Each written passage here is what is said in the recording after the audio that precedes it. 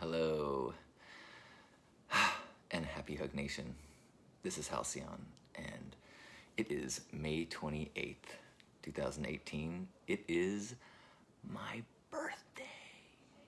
Yay! I cannot tell you how blissed out I am right now. Last night, I did my performance at Eve Encinitas. Performed Naked Inside Out for the first time. First time I did anything like that, like a 90-minute set of stories that all wove together. And it was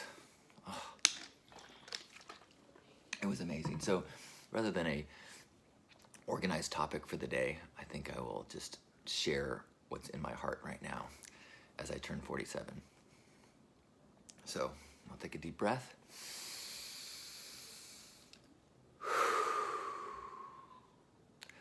Welcome. I'm Halcyon and this is Hug Nation.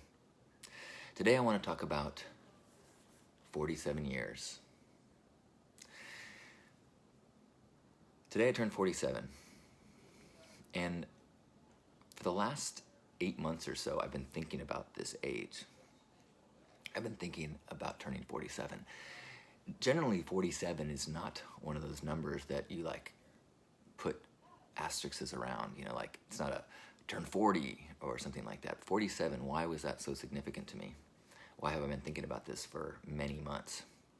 It's because I did a little bit of math and I thought about the life of my grandfather and realized that when I turned 47, that is half the age that my grandfather was when he died at 94.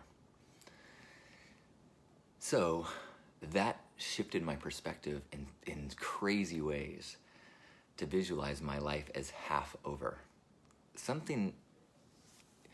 My brain and my experience and, my inability to think into the future, I had not really considered living this long in the first place. And certainly, living into old age was never something that really, I didn't have pictures of myself growing old. I'd have had some visual of that. And so there was a part of me that, as so much of my life has been beyond my expectations and beyond my dreams, I used to joke that, when I was a kid, the best I could dream of was like a party at the Playboy Mansion. And my life has been filled with experiences that make the Playboy Mansion just seem so lame. So my life has literally become beyond my wildest childhood dreams. Except for the Amazonian fantasies of being tied up by monster women who then would chew up the food for me and fed me like a mama bird. That childhood fantasy has yet to come true. But isn't that an interesting thing? I think when I was a really little kid and I tried to write a dirty story before I even knew really what sex was, I wrote a story about being captured by Amazons, and then the intimacy that my little brain created was that they would chew the food up that they brought for me and then spit it into my mouth. Like that was intimacy for my pre-sexual brain.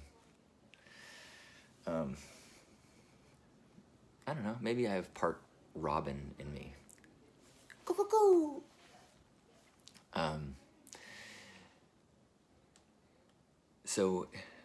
But this realization of half my age made me really think about what's next, and I sometimes will get into this headspace of, I'm starting to get the age where things happen to, say, my body that I have to accept are going to be that way forever. When you're a kid, you get an ache or a pain and you're going to recover from it. But as you get older and older, things happen that become the way your body is. I know that, I'm sure there's ways to use alternative therapies and crystals and heal my chakras, and yes, healing is possible, but you also have to recognize and come to peace with the aging process. And sometimes that as I was accepting parts of my health and body that were deteriorating, I can't really go in the sun anymore without really, really damaging my skin. And I was tanorexic for many years. I'm still tanorexic. You know, it's something you just don't. I'm a recovering tanorexic, functional tanorexic maybe. Anyway, but I also started to have a mental headspace thought about. Oh, you see my necklace? It's a banana. This was a gift last night, and you can see behind me there's a stuffed banana, which is an inside joke that I wish I could explain, but I got a whole care pack of bananas for my birthday. And this is the piñata that was given to me, and the flogger that was a VIP of my gathering last night. But I'm digressing. What I wanted to say is that I started to think of my life in general as being kind of on the downhill, aging, concluding, almost like retiring kind of mentality. And where I wasn't, I kind of was starting to think that I wasn't on the upswing, I was kind of on the conclusion of everything. And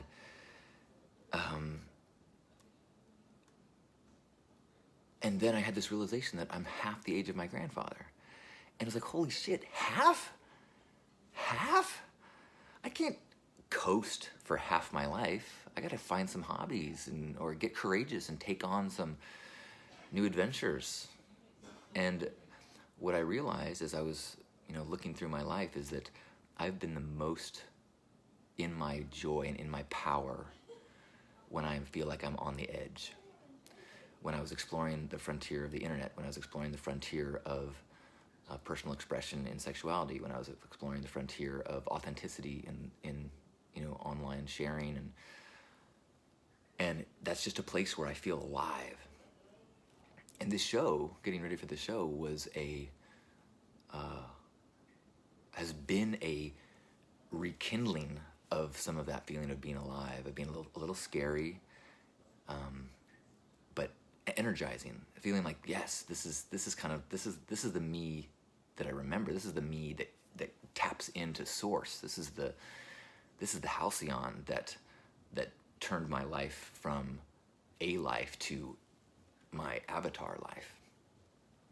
And so I realized that another 47 years is way too long to just coast. And it's also way too long to hold back elements of my truth, which is why this show was about revealing and coming out about parts of my past that I'm proud of, but I know are not accepted by all people. In fact, I did a Facebook Live last week telling a story about Ron Jeremy when I was doing marketing for the adult company, and I told that story. And it's a little perverted, and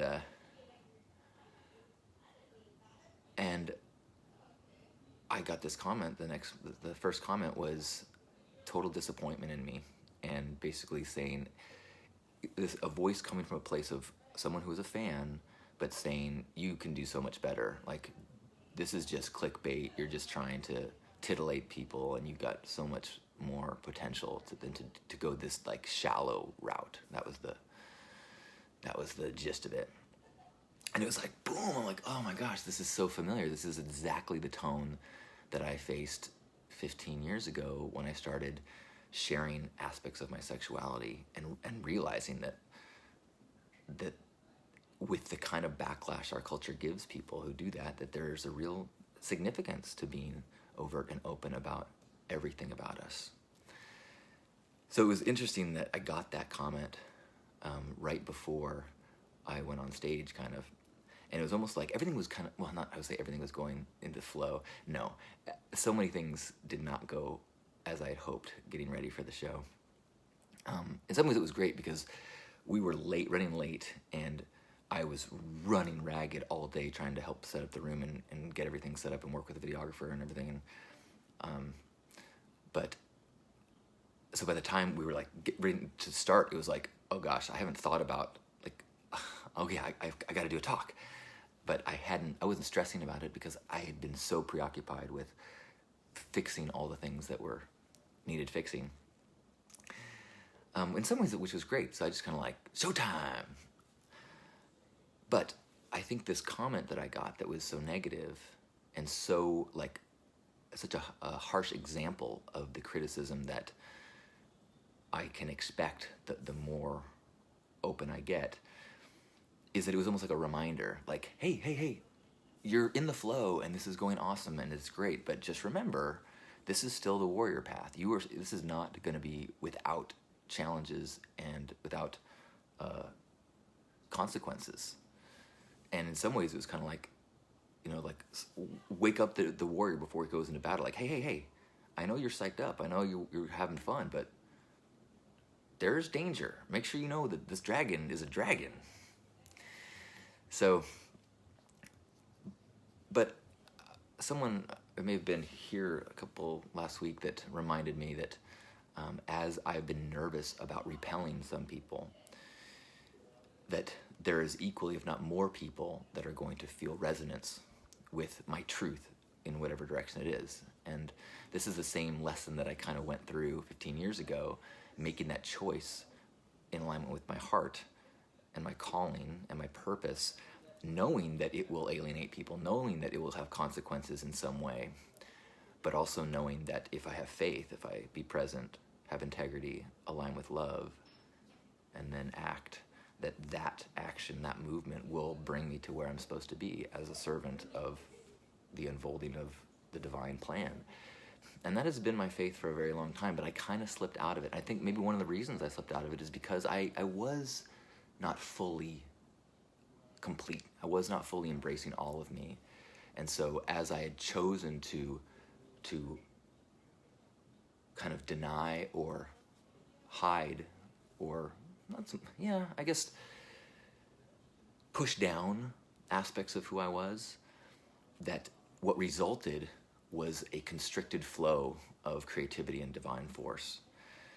And so as I'm opening the gate, I'm allowing everything. And as I talked about in the show last night, that I was very influenced by Carl Jung, and he talks about shadow impulses, and that if you become afraid of your shadow impulses, if you try to stop them, if you try to keep yourself from having thoughts that you maybe shouldn't have, you can't only stop the flow of shadow impulses. If you stop the flow of impulses, you close off the pipeline to your creativity and to your collective unconscious and to all that is your channel to the divine. And so I what I'm feeling in these last few weeks is I've kind of been coming out and outing myself for my past, which, by the way, I'm super proud of. It's not like I would find a way to be proud of whatever my past was, because it was the decisions I made at the time. But the decisions that I made at the time, as I was able to explain in the show, were fully righteous in my mind, were fully artistic in my mind, were fully in integrity, in an exploration of my truth, and in some ways consciously trying to butt against destructive boundaries that our culture puts on us. So, and as I'm like kind of breaking out my old warrior gear, I'm feeling energized. I'm feeling more youthful than I have in a long time. I'm feeling, I feel like I'm back, like in a way that I haven't been in a long time.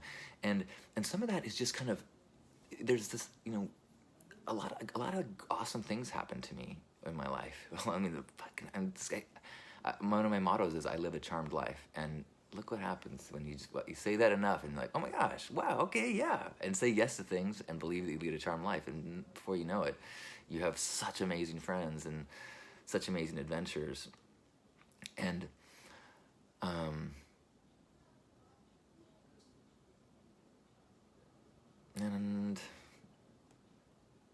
it's just been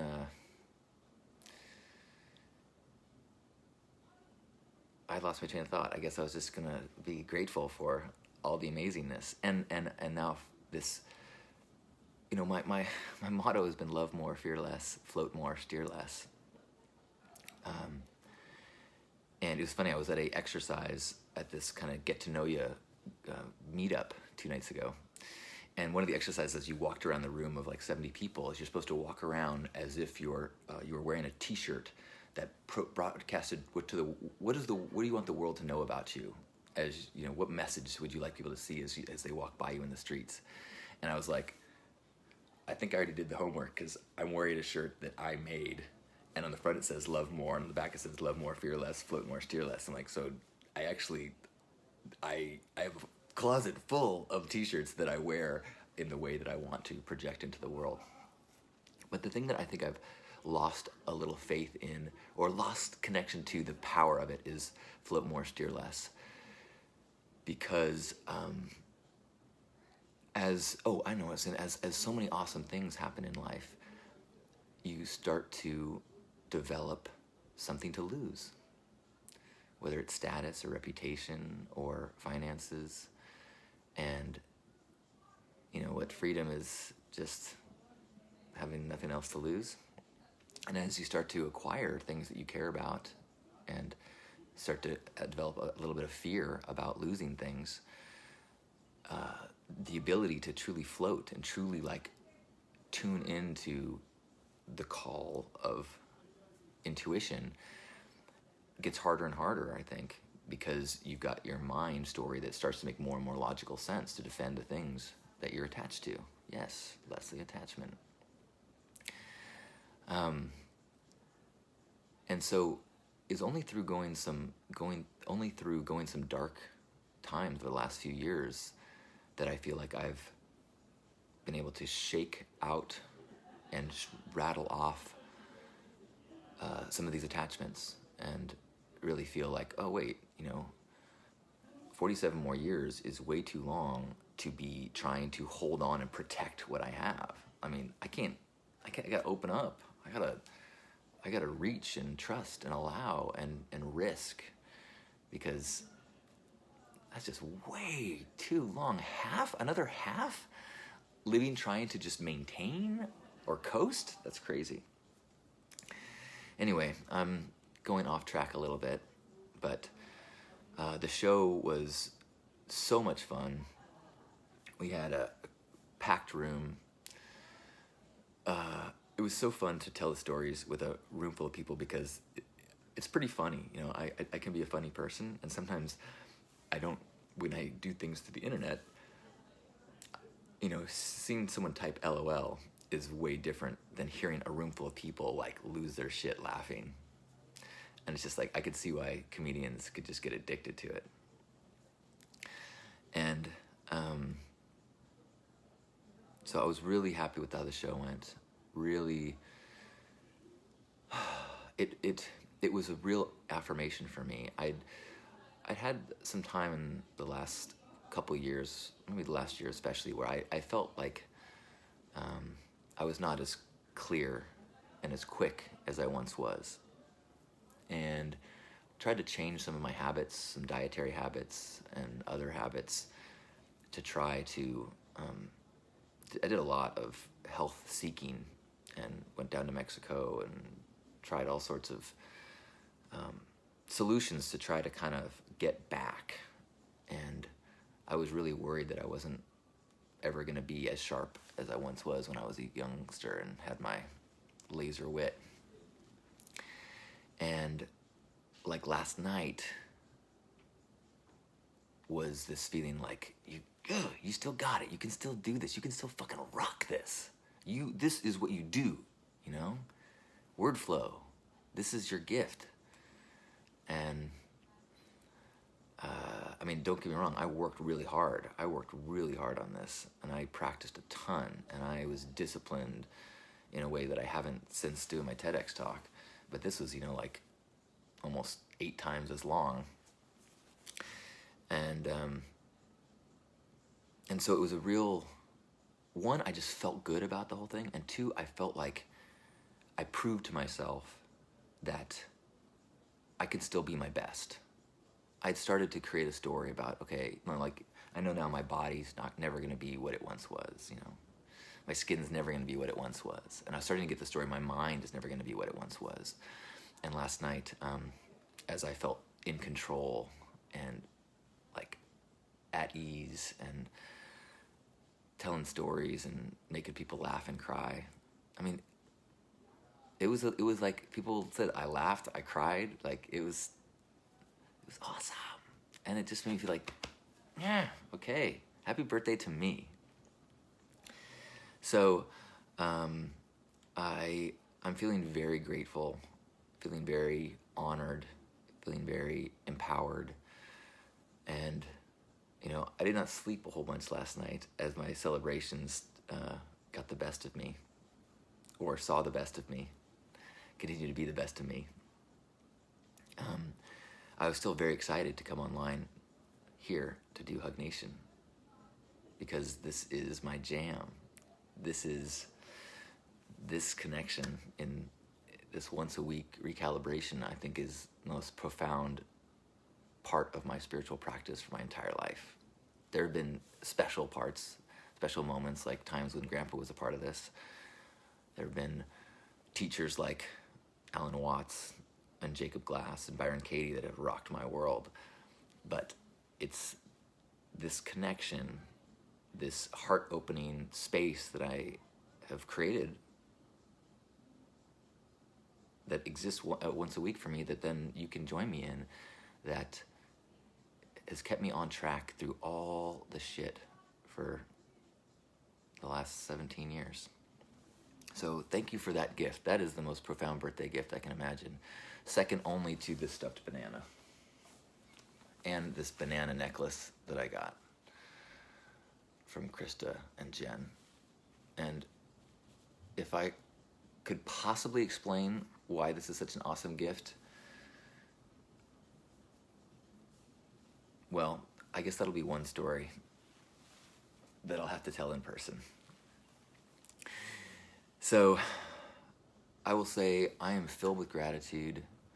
I feel so loved. I feel so blessed.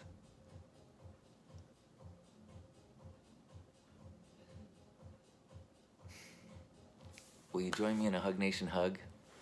Wherever you are, grab yourself by the shoulders. And be grateful for this body of yours.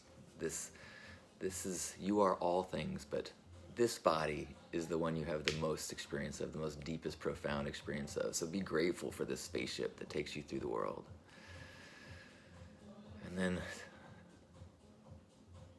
as you feel those arms squeezing you, for a moment, just suspend your connection to them and feel arms squeezing you. Feel like you are being squeezed by me, by the other, by all others, and so that you are now squeezing and being squeezed in an embrace with all the other beings on the planet, letting the I dissolve into a we of a hug.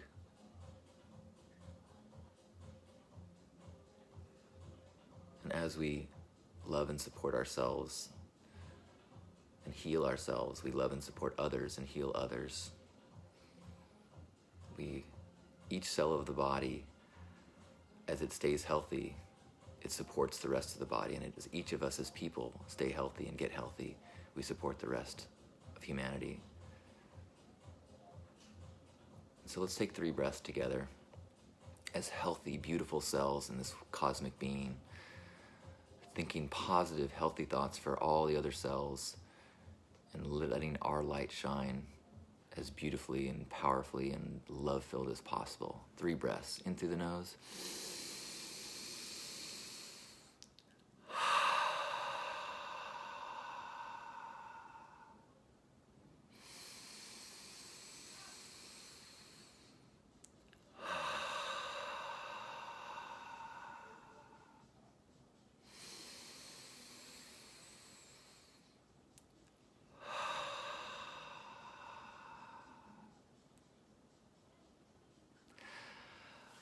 On behalf of Grandpa Caleb and all the love warriors, happy Hug Nation. Happy birthday to me. Massive gratitude to you. I love you.